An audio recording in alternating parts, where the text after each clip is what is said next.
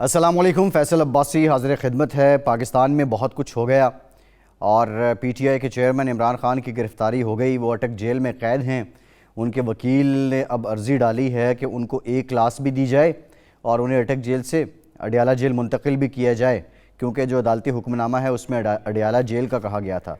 वैसे तो जो अटक जेल है उसकी बड़ी तारीख़ है पाकिस्तान की सियासत में। नवाज़ शरीफ साहब भी वहीं पर कैद थे और भी दीगर लीडरान वहाँ पे कैद रहे हैं, लेकिन मुश्किल तरीन जेलों में से एक जेल समझी जाती है।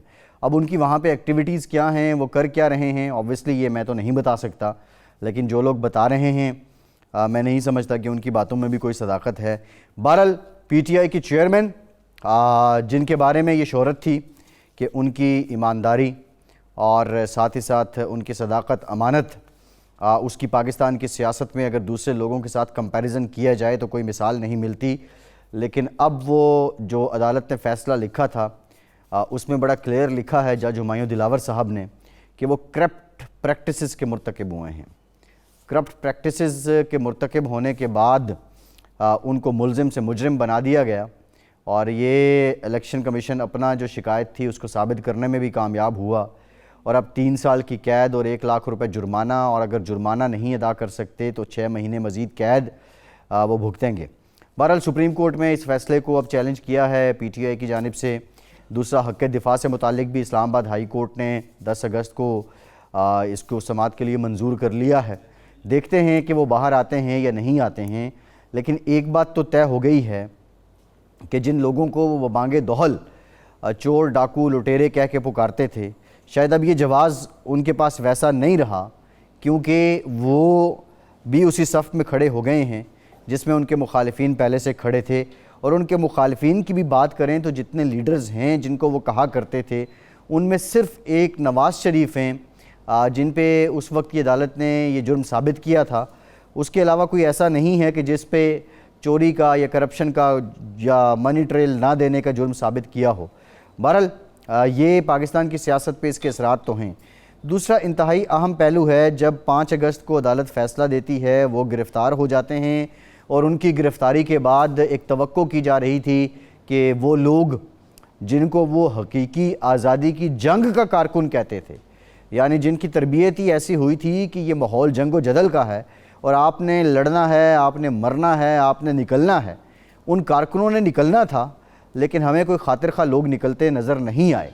और अभी तो खैर बड़ा ज़बरदस्त किस्म का एक सोशल मीडिया पे मैसेज भी चल रहा है कि जो चेयरमैन पीटीआई हैं उनकी गिरफ़्तारी पर जो जुलूस है वो ट्विटर बाज़ार से निकला, व्हाट्सएप चौक से होता हुआ और जो हवेली फेसबुक है वहाँ पहुँचा, फिर उसके बाद इंस्टाग्राम चौक पर उस पर गुलपाशी की गई और यूट्यूब पर मातमी धुनें बजाई गई और इसके बाद ये जुलूस इख्तिताम पजीर हो गया। लेकिन मैं देख रहा था सोशल मीडिया पर 5 अगस्त को जो पीटीआई के लोग थे वो ट्रेंड चला रहे थे मुल्क गिर एहतजाज का, मुख्तलिफ़ जगहों की फुटेजेस दिखा रहे थे। तो मैं इस्लामाबाद में मौजूद था। इस्लामाबाद में मैंने फैज़ाबाद देखा तो वहाँ ना बंदा ना बंदे की ज़ात, अलबत्ता पुलिस वाले स्टैंड बाय के तौर पर खड़े हुए थे। सो कहने का मकसद ये है कि शाह महमूद कुरैशी की कॉल पे कोई इतना बड़ा रद्द अमल नहीं आया। सबसे इम्पॉर्टेंट सवाल ये है कि अब जो पीटीआई की लीडरशिप है वो कौन किसके हाथ में होगी या इसकी ज़िम्मेदारी किसके हाथ में होगी, और ऐसी कौन सी शख्सियत है जो पीटीआई के कारकुन के लिए काबिल कबूल होगी। अगर हम 5 अगस्त को देखें तो शाह महमूद कुरैशी की कॉल तो कोई काम नहीं किया, वो तो किसी हद तक हमें काबिल कबूल नज़र नहीं आई है। अलबत्ता पीटीआई के कुछ और लोग जिनके बारे में कहा जाता था वो भी मंजर से गायब हैं। उनमें बहुत से लोग ऐसे हैं कि जो पाकिस्तान में हैं, कुछ पाकिस्तान से बाहर हैं, लेकिन वो भागे हुए हैं और एक वीडियो मैसेज ट्विटर पे, सोशल मीडिया पे, फेसबुक पे, आज के डिजिटल मीडिया पे आके वो अपनी नुमाइंदगी का इजहार करते हैं, लेकिन उनकी कोई ग्राउंड के अंदर प्रैक्टिकल अपीयरेंस मौजूद नहीं है। तो ऐसे में इस बात को ज़रूर सोचना होगा, समझना होगा कि जो पीटीआई है अब उसका क्या बनेगा। दूसरी इंपॉर्टेंट डेवलपमेंट है, सुमसान बुखारी साहब की एक मुबैना ऑडियो आई है और ऑडियो में वो 9 मई से मुतालिक बात करते हैं और उनकी बातों का अगर हम खुलासा बयान करें तो उसमें यही है कि वो ये कहते हैं कि ये बाज़ाब्ता तौर पे प्लान था। कुछ चंद लोग थे जिनको बताया गया था कि आपने फ़ौजियों को ही निशाना बनाना है, फ़ौजी तनसीबात को ही निशाना बनाना है, फिर उन्होंने ये भी कहा कि जब ये फैसला हुआ कोर कमांडर हाउस जाएंगे, तो शफकत महमूद ने अपनी गाड़ी स्टार्ट की और वो घर चले गए। उन्होंने ये भी कहा कि पार्टी ख़त्म हो जाएगी। फिर ये भी शमशाम बुखारी साहब फरमाते हैं कि यास्मीन राशिद साहिबा के साथ उनकी गुफ्तगू हुई तो उन्होंने कहा मैं उकाड़े में हूँ, मैं नहीं आ सकूँगा, और ये भी कि अपनी तबीयत का भी कुछ बहाना लगाया।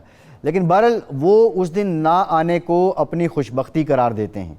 सो सवाल पहले भी बहुत से थे कि 9 मई के वाक़या एकदम तो नहीं हो गया, इसका कोई ना कोई मास्टरमाइंड है, इसका कोई ना कोई मंसूबा साज है, और ये बाज़ाब्ता मंसूबा साजी के तहत ही हुआ नज़र आता है। अब ये ऑडियो टेप आने के बाद, और इसी तरह की बातें आपको याद होगा फ़याज़ुल हसन चौहान ने भी की थी, वो बात करते हैं 2 मई की मीटिंग की और फिर किन किन लोगों को टास्क दिया गया। अब सवाल तो ये है कि शमशाम बुखारी साहब क्या अपनी इस ऑडियो टेप पर मौक़िफ़ वाज़े करेंगे? Number 1 thing. Number 2 thing is this कि शमशाम बुखारी अगर इन बातों पे कायम हैं, वो ये समझते हैं कि ये ऑडियो मुसद्दिक़ा है, ये दुरुस्त है, तो क्या अगर कल को केस चलता है तो बतौर गवाह भी पेश होंगे? क्योंकि ये जो बातें उन्होंने की हैं ये इंतहाई संगीन हैं। अभी तक शमशाम बुखारी साहब का कोई बाज़ाब्ता मौक़िफ़ इस पर नहीं आया है। बहरहाल बहुत सी कहानियाँ हैं, क्योंकि शमशाम बुखारी इस हुकूमत के, PTI की हुकूमत के बुज़दार काबीना के वज़ीर इत्तलात भी रहे, फिर उन्हें वज़ारत इत्तलात से हटा भी दिया गया था। बुज़दार साहब और फराह गोगी के कनेक्शन की बात भी होती है, क्या वो ये समझते हैं कि ये कनेक्शन मौजूद था? क्या उनकी वज़ारत में भी फराह गोगी इंटरफेयर करती थी?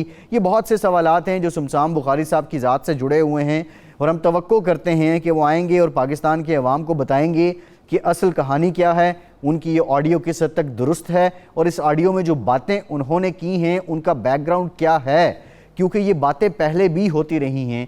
शमशाम बुखारी कोई पहले शख्स नहीं है।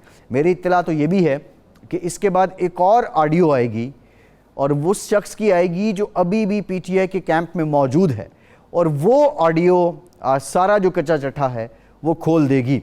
बहरहाल देखते हैं वो ऑडियो कब आती है, लेकिन ये पाकिस्तान के हालात ऐसे हैं कि इनमें इस वक्त तक जो पिक्चर अनफोल्ड हुई है, 2-3 बातें बड़ी इंपॉर्टेंट हैं। 9 मई का वाक़या, वो PTI को बतौर जमात ले डूबा। चेयरमैन PTI इमरान खान की अनात, तकब्बुर और उनकी नादानिस्ता अप्रोच, वो उनको ख़ुद को ले डूबी। अब वो भले दूसरों को चोर, डाकू, लुटेरे कहते रहें, लेकिन उनके गले में भी ये तौक पड़ चुका है जिस तरह दूसरे के गलों में तौक ये पड़ा था। आज के वीलॉग से इतना ही। फैसल अब्बासी को इजाज़त दीजिए।